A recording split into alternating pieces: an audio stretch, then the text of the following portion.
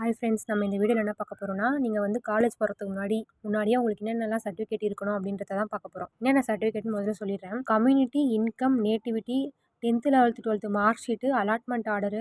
அது வந்து நீங்கள் அலாட்மெண்ட் அதாவது டிஎன்ஏ கவுன்சிலிங் முடிச்சோடனே வரும். அப்புறம் TC, passport size photo, Aadhaar card இதெல்லாம் இருக்கணும்.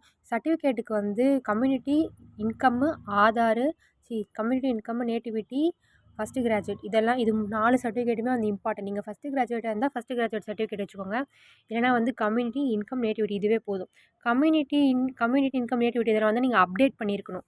நீங்கள் இப்போ வந்து நான் 2025 இப்போ ஜாயின் பண்ண போகிறீங்க. இப்போ தான் 12th உடைய எக்ஸாம் முடிஞ்சிருக்கு. இப்போ நீங்கள் வந்து இன்னும் அலாட்மெண்ட் அதான் கவுன்சிலிங் முடிஞ்சு ஜாயின் பண்ண போகிறீங்கன்னா, அதில் அவங்க கேட்கும்போது அவங்க அந்த டேட் பார்ப்பாங்க 2024. அதில் வந்து அது அப்டேட்டில் இருக்கணும். இப்போல்லாம் வந்து நீங்கள் ஆன்லைனில் அப்டேட் பண்ணுறது தான். நீங்கள் உங்களுக்கு கிட்ட இருக்க இ-சேவை மையத்தில் போய் community, income, nativity, first graduate இதெல்லாம் இப்போயே அப்ளை பண்ண ஆரம்பிச்சிடுங்க. நீங்கள் வந்து நம்ம வந்து அட்மிஷன் போடுறதுக்கு ஒரு 10 நாளுக்கு முன்னாடி ஆரம்பிக்கலாம் அப்படிலாம் இல்லை. எப்போ உங்களுக்கு டைம் இருக்கோ அப்போயே அப்ளை பண்ணி அந்த எல்லாத்தையும் வந்து கையில் வச்சுக்கோங்க. அது உங்களுக்கு ரொம்ப ஈஸியாக இருக்கும். கம்யூனிட்டி, இன்கம், நேட்டிவிட்டி இதெல்லாம் அப்ளை பண்ணுறதுக்கு என்னென்னலாம் வேணும்னு பார்க்கலாம்.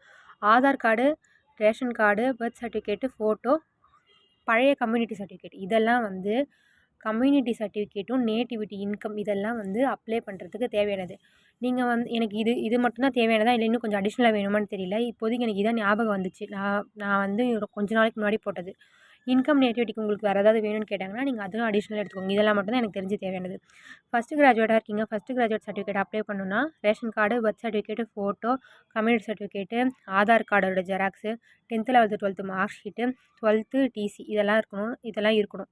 ஃபஸ்ட்டு கிராஜுவேட் இதெல்லாம் அடிஷ்னலாகவோ இல்லை ஒன்று இல்லைனா அடிஷ்னலாக ஏதாவது எடுத்துகிட்டு வர சொன்னாங்கனாலோ இல்லை இதில் இருக்கிறது ஏதாவது ஒன்று தேவையில்லைனாலும் அதை நீங்கள் கொஞ்சம் பார்த்துக்கோங்க.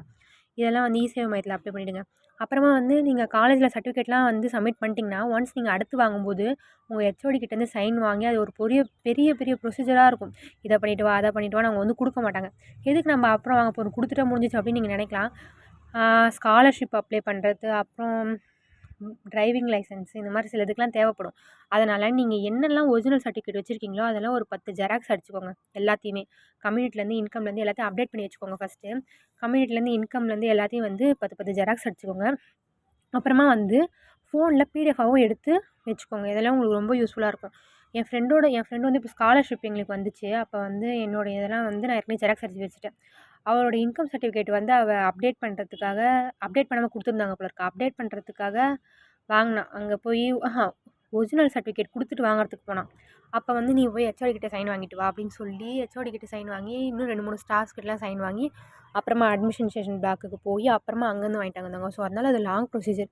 உங்களுக்கு வேணும் போது நீங்கள் அக்சஸ் பண்ணிக்கலாம். அதனால தான் இதெல்லாம் வந்து நீங்கள் ஜெராக்ஸ் அடிச்சுக்கோங்க. ஃபோட்டோ, ஆதார் கார்டு இதெல்லாம் எல்லாமே ஜெராக்ஸ் அடிச்சுக்கோங்க. ஃபோட்டோலாம் வந்து ஒரு 10 பாஸ்போர்ட் சைஸ் ஃபோட்டோவாவது எடுத்துகிட்டு போங்க காலேஜுக்கு. இப்போ நீங்கள் வந்து காலேஜுக்கு வந்து இவ்வளோன்னு ஃபீஸ் சொல்லிவிடுவாங்க. நீங்கள் வந்து இவ்வளோ எடுத்துகிட்டு போனால் போதும் அதோட இதுக்கு எக்ஸ்ட்ரா எடுத்துகிட்டு போகணும் அப்படின்னு நினைப்பீங்க. அப்படி கிடையாது. நீங்கள் காலேஜ் உள்ள அட்மிஷனுக்கு போன உடனே என்னோட காலேஜில் என்ன பண்ணாங்கன்னா, நாங்கள் இவ்வளோ தான் ஃபீஸ் ஆகும் அவ்வளோதான் ஃபீஸ் மட்டும் தான் கொடுக்கணும் அப்படின்னு நினச்சோம். அங்கே போன உடனே தான் அவங்க என்ன பண்ணாங்க, ஒரு புக்கு கொடுத்தாங்க. அந்த காலேஜை பற்றி ஒரு புக்கு கொடுத்தா அதில் ஒரு ரிஜிஸ்டர் நம்பர் எழுதி இந்த புக்குக்கு ₹600 சொல்லி புக்கு வாங்கினாங்க. அப்புறம் அங்கே போய் தான் இதெல்லாம் ஜெராக்ஸ் அடிக்கணும்னே சொன்னாங்க. அலாட்மெண்ட் ஆர்டர் எங்களுக்கு வந்து 5 10 ஜெராக்ஸ் அடிக்க சொன்னாங்க. அது கூட நீங்கள் நிறையா அடிச்சுக்கோங்க. எல்லாமே முடிஞ்ச அளவுக்கு ஜெராக்ஸ் அடிச்சுக்கோங்க. இதில் இருக்க எல்லா ஒரிஜினல் சர்டிஃபிகேட்டும் பத்திரமா வச்சுக்கோங்க. இப்போத்துலேருந்தே நீங்கள் கலெக்ட் பண்ணும்போது மிஸ் ஆகிடுச்சுன்னா இதெல்லாம் வந்து இது பண்ணுறது ரொம்ப கஷ்டம். அது மிஸ் ஆச்சுன்னா உங்களுக்கு எப்படி வாங்குறதுன்றதுக்கும் நான் ஒரு வீடியோ போட்டிருக்கேன். ஸோ இதெல்லாம் வந்து கொஞ்சம் பர்ஃபெக்டாக பார்த்துக்கோங்க. அவ்வளோதான். தேங்க்யூ.